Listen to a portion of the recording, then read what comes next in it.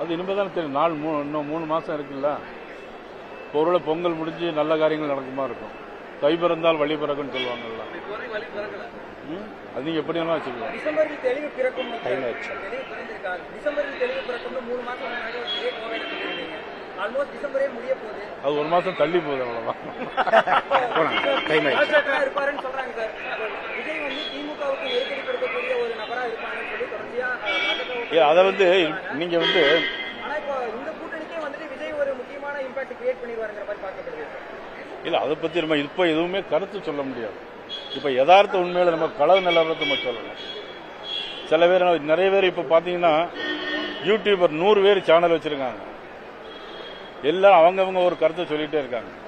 பிறகு ஒவ்வொருத்தரும் ஒவ்வொரு கருத்து கணிப்பு நடத்துறாங்க சொந்தமா. இப்போ முந்திலாம் ஒரு பெரிய கட்சிகள் ஏதாவது கருத்து கணிப்பு எடுப்பாங்க, இல்லைன்னா லோயரா காலேஜ் ஒரு கருத்து கணிப்பு எடுப்பாங்க. இப்ப எல்லாருமே முருகானந்த் ஒரு கருத்து கணிப்பு எடுத்து வச்சிருக்காரு. நம்ம ரமேஷ் மாவட்ட தலைவர் ஒரு கருத்து கணிப்பு வச்சிருக்காரு. எங்க நைனா கவுண்டம்பாளையம் நைனா ஒரு கருத்து கணிப்பு எடுத்து வச்சிருக்காரு. ஒவ்வொருத்தருடைய கருத்துக்கள் வேறுபடுது. ஒரு தொகுதி இருக்கு அப்படின்னாக்க இவங்க 50 பேர்கிட்ட கருத்து கேட்கறாங்க. ஆனா 2 லட்சம் வாக்கு 3 லட்சம் வாக்கு இருக்கு.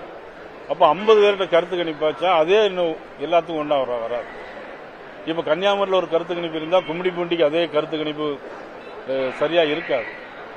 அதனால ஒவ்வொருத்தருடைய யூகங்களுடைய அடிப்படையில் ஒவ்வொரு கருத்துக்கள் மாறுபாடும்.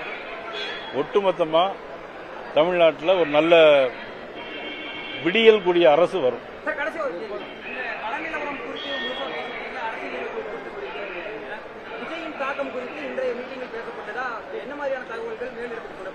இல்ல விஜய் பத்தி எதுவும் பேசணும்.